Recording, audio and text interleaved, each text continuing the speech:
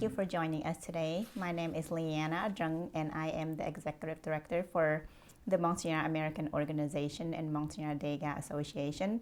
To learn more about what we do, please visit our website.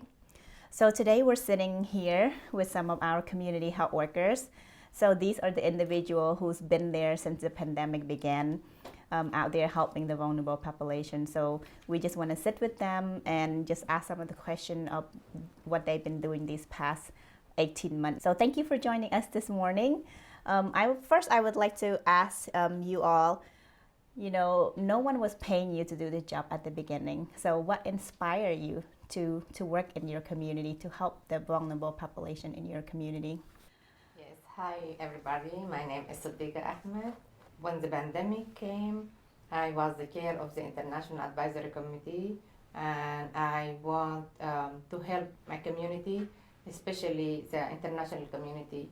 I was working to make sure that everybody have access to the testing, to clinics, to all of this stuff. You're not just working with your community, the Sudanese community, you're working with the whole international community. Yeah. How about you, Sata? What inspired you to do community work?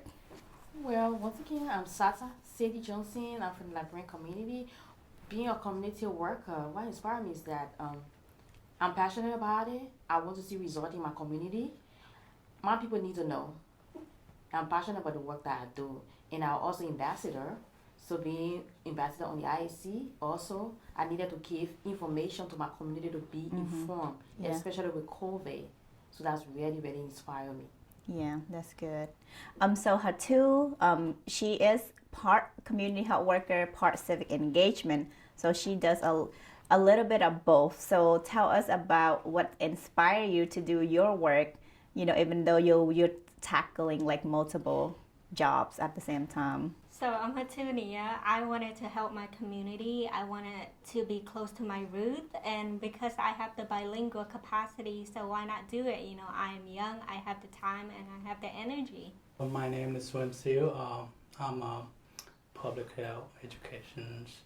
I love my communities, HHRI, Monsignor, because I knew that it's a lot of people need help, especially with interpretations and that resources not available to a community. So you mentioned something about learning, right? That you want because you want to work with other communities as well, in addition to your own. Are there like a certain training that you have to attend before you are going out into the community? During our education years and internship and all of learning service and all of that, we help them with interpretation, with appointment, with all of this stuff. So the community, the training that we had, it is from our community. Yeah. So even though you say you didn't have specific training, but your internship was your training. Yes, yes. Yeah. Those internships that you did while you were in school were the one that prepare you to be out into the community. How about you guys? Growing up as a teenage, as a young lady back home, I served grassroots community. And then I came from a country where we experienced Ebola. So the issue of COVID was not strange to me. Yeah. I left my country during the process of Ebola. At the time how my daughter was pregnant. I was also trained by MDA. Yeah. So that has already helped me to be able to go in the community to deliver. What about you, Swim? I know you have a couple of degrees from school, so what are some specific training that help you to be out in the community? My trainings, my background training, so I get involved a lot of with MDA, CNNC, Center for Housing and Community Studies, so different nonprofits that helped me a lot to gain my experience. When I came here, I start all over again, so I try to get involved as much as I can through my internships and community service. Yeah. So you guys had your training and you are out in the community. What are some challenges that you encounter and how did you deal with those challenges? My challenge is when doing both, like as a family and as a father of two. But I just want to break my schedule. It's really, so I gave up a lot of things. So I just want to focus on work, family, and education. That's a lot, right? I mean, Yeah. like, I think we right here, us three right now, we kind of relate because we're moms and we're working and trying to balance work life and home life and stuff like that, you know. So we hear you, and I think for you being a guy is more extra stress, I would assume, right? Because like when I was doing my work, doing the schoolwork and also working full time, you know, my husband provided everything, so he was my rock, you know, because like I have to give up a certain thing too, so in order for me to go to school and work. I think community outreach and language barrier were like challenges because like when we go to people's house for door canvassing, people are like, "Why are you at my house? How do you know where I live? Like, where did you get my information?" But they don't know that it's like public data. Like we're just here to share resources and educate you on certain topics and whatnot. And also language barrier because I don't speak other dialect of the Montagnard. Like, what if they're like Benong or Jarai and I don't understand them? And I'm just like, oh, I just speak Ede, so I'm sorry, I can't really help you that much. Yeah. So I guess just being transparent with them, like, right, and not just like pretend that you know the language. How about you, Sata, with your work? Well, being a mother and a wife and a full-time worker is one of the things that I have really, it been up and down with me. But thank God to my husband, he has been very supportive with me. But another thing in the community, what it was just hard for me, it was the fact that people never knew my work. They never knew what I had been doing previously back home. And I migrated to America. I tried to utilize that with the opportunities and all the different things. So for them to accept me, it was difficult for them. And thank God for the road of the IAC that I've been into. It kind of drove them closer. They started to build that trust. So it was one of the challenges for me. But right now, if I go to them, they call me, "Oh, we want you to do this. We want you to do this." So building a trust from the previous stage in my community was one of the challenges in being a mom and a wife. So that's kind of like you have a personal connection with your community, right? Exactly, yeah. How about you, Sidiga? The challenge plus that being a mom and doing other jobs, the challenge was facing at the beginning of the pandemic because the Sudanese also, when the pandemic hit, they form a committee for the pandemic with different things like they have a health care provider from the community. They have a social worker. They have, and I am the only one who's the counselor. So I have to call Ferris and comfort the person who have COVID. And the challenge that we have, because everybody don't want to know, the people to know about him that he is having, and we have to have some oath that we will never tell nobody. And this was a challenge for me because I have to go to my car when I want to talk to them or to just have their information to give it to the committee. How important it is to build a relationship with other community members, I mean with other international communities, so that your work will be successful? For me, I look at this word collaborative effort, working together as a team. We all from different communities, but then we do have similar problems. Yes. So if we get together, we can find solution to our problems. We can tackle the different way to carry on our investigation or awareness in the community. So and then because of it, another thing again has to do with networking. Yeah. It make it easy. It make the work easier to be able to disseminate information in various communities, especially the international community. So that's why I make things so much important in our community. Networking, disseminating information. And we all have one problem, one goal. Right. Absolutely. Yeah, I agree too. Even though like sometimes there's different resources out there, right? A lot of our people in our community might not know it, or I might not know it as a provider, and I could just reach out to you guys and it's like, hey, I need such and such. Do you know how I can get there? You know. How about you, Swen? She also mentioned that we don't have to travel like mile for mile. So like me, I always want to plan to study abroad. So I don't want to, but I plan to. But I see a lot of like different community here. So if I want to learn that community, I can just get involved with that. So that was important. Yeah.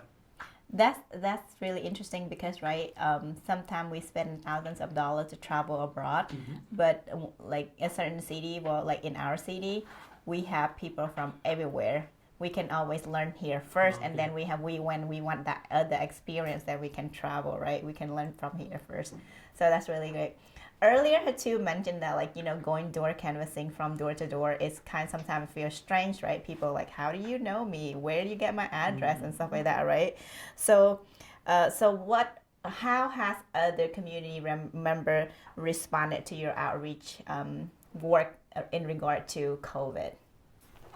With phone banking, not a lot of people pick up. It was like, I don't know this number. Why should I pick up? So we try to leave a voicemail. Hi, this is Sue from MDA. We're just reaching out to you, about have you registered to vote? Are you a citizen? Just try to explain what we're calling you for and just make it really as transparent as possible. Yeah. And for door canvassing, like I said earlier, people like, how do you know my address?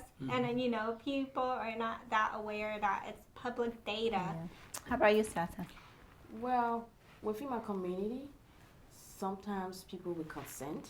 Sometimes they will shove you off. Like of late, I had to go to the African store, set up a table, and some of them would be concerned to know what that table there for. When I tell them about COVID, and the more interesting part, I'm like, okay, have you been vaccinated? Oh yes, oh no.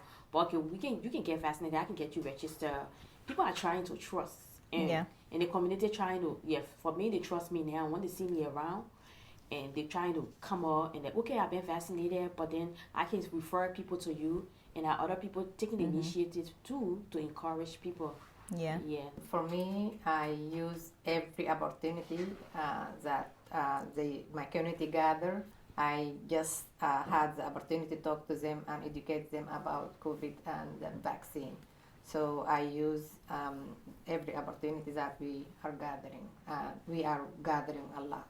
What are some of the misinformation that you have heard regarding COVID or vaccine out there?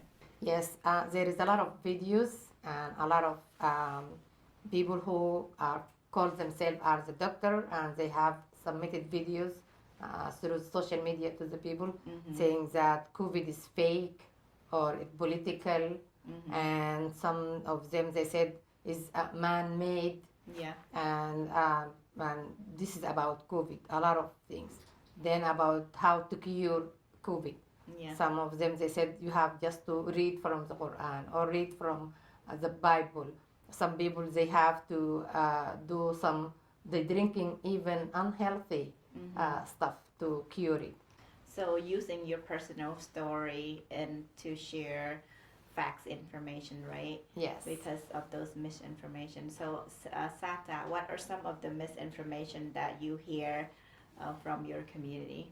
Well, there has been a whole lot of information, especially the issue of social media, where somebody will tell you that, oh, I saw something on social media that somebody took the vaccine, they did not make it. In fact, and then it has religiously too, oh, that vaccine is attached to the 666. Yeah. Yeah. And then you're not even going to live, it's demonic. Too many things coming up, and you have to stand up and educate them. And somebody will tell you that, oh yes, what I'm saying, I have proof.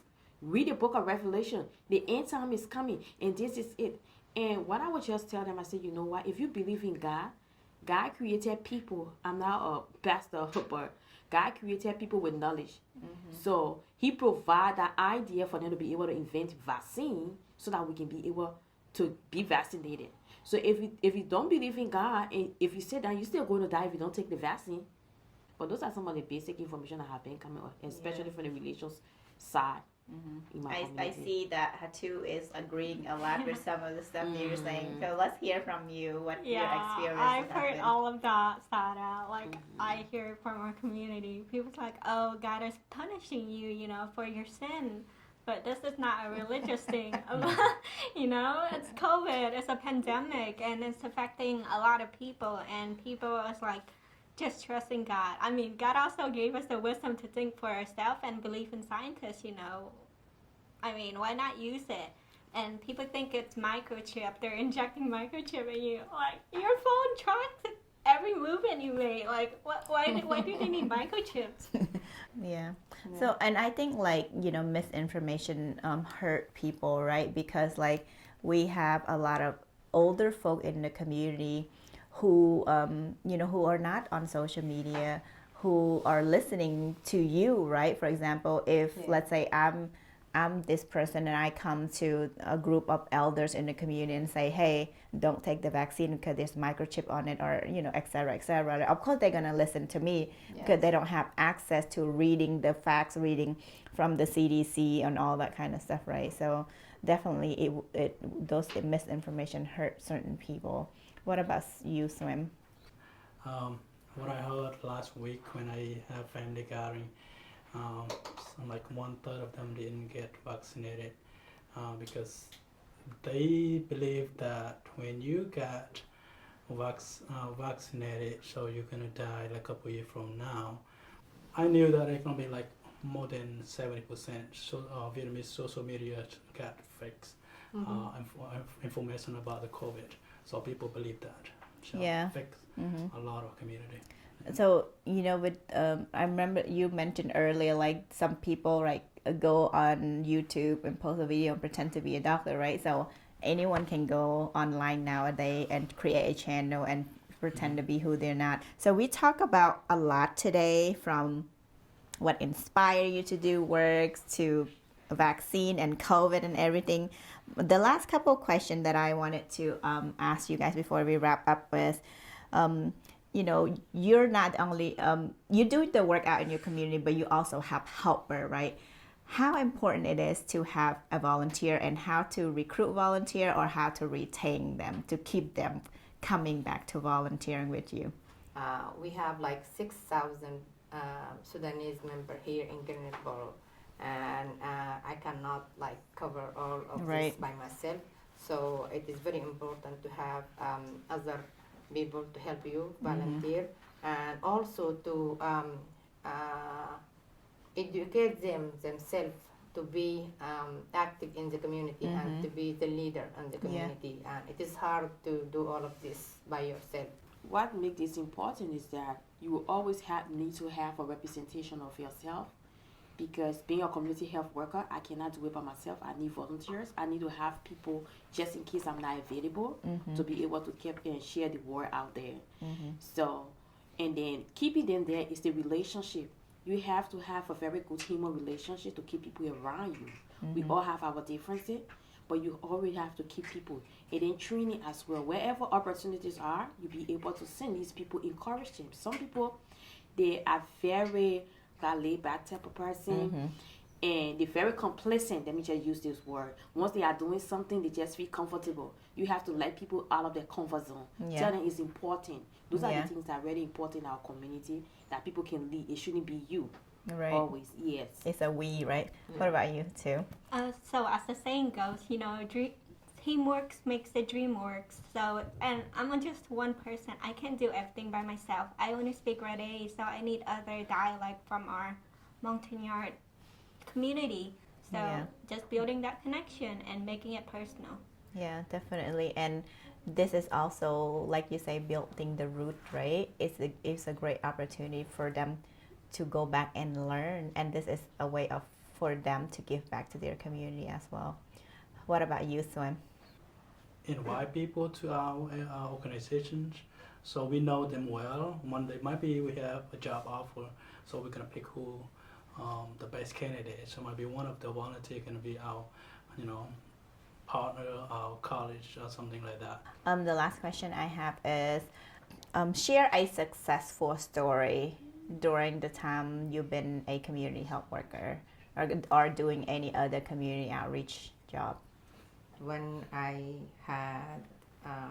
went to the Fourth Season Mall to get vaccinated, and I posted a video to all my friends, and I have many people, they don't want to vaccinate it, and they want some of them, they want to wait to see what the vaccine do. And after that video, like 20 from my friend and the people that I know, they get vaccinated. Yeah. Yeah. So So they yeah. trusted you and they Yeah. saw you were brave to be the first person. Yeah. And then they went from there. How about you, Sata? I was able to convince a very technical person that refused to get vaccinated. And he refused. Actually, a lot of people talked to him according to him.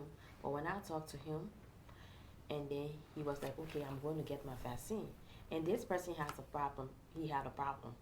And I was able to address some of his issue. That was successful for me because he totally refused to take his vaccine. He had all the answers for every negative thing. So if he was able to take his vaccine and I was able to help him, that made me successful. Yeah, that's good. How about you, Hatu? I think a lot of our door canvassing has been successful. We reach a lot of houses, and not a lot of people reach out to people during this pandemic. Like we have the resources, and we're here to help you. And they feel grateful for that. Like, oh, you took your time to come here and help me. And share resources, and I'm very grateful for that. And of course, during the pandemic, people are just were afraid to go out, right? And when you go, and of course you don't go inside people's home, but you stay outside and talk to them. They're grateful to actually seeing the human in person. Yeah. What about you, Sam? I see myself more successful. The more I get involved with people, and the more I see successful, especially MDA. So I put a little bit do interpretation. So you see a lot of people get involved, a lot of people coming. So that's really successful to see. We're here to support you guys whenever or however we can support. I just want to say that it is not my first time to involve with MDA. When I was the chair and when the first time the pandemic hit, I got a lot of help from the MDA. So whenever I had the need for some of the people member from the community, they need help with health kit, cleaning kit, or whatever. So I call Liana and I get the help that I need for the community. So this is not my first time to involve with you, and thank you so much. Thank you for all the work that you are doing. Yeah, I know we're about my closing statement. I would say thank you so much to MDA, Mr. Andrew Young and Liana. They have been very supportive. Right now, people in my Liberian community, they're like, I want to see that lady. I think she need to come and talk to us. Liana is somewhere, wherever you want, she will make sure. I'm sending you this document. Make sure you get there. And to be honest with you, we have to give people their flowers while they are alive. Being working in the community, being passionate about what you do, helping people to gain gain resources to be able to accomplish, it's a plus. It's not the money we look at, but pushing people to get to where they are. So I just want to say thank you, and I also want to say thank you to MD, the entire team. Keep doing what you are doing. Thank you. And we're really grateful to have you guys on the team joining us, because I feel like I don't want to just retain the information for myself. I want to share if there's any training opportunity or any other thing that I think that will be helpful to you all. So to close out our session, we would like to say thank you for you guys for sitting here today and talking to us and sharing about your experiences at your work these past year and a half. So we appreciate that.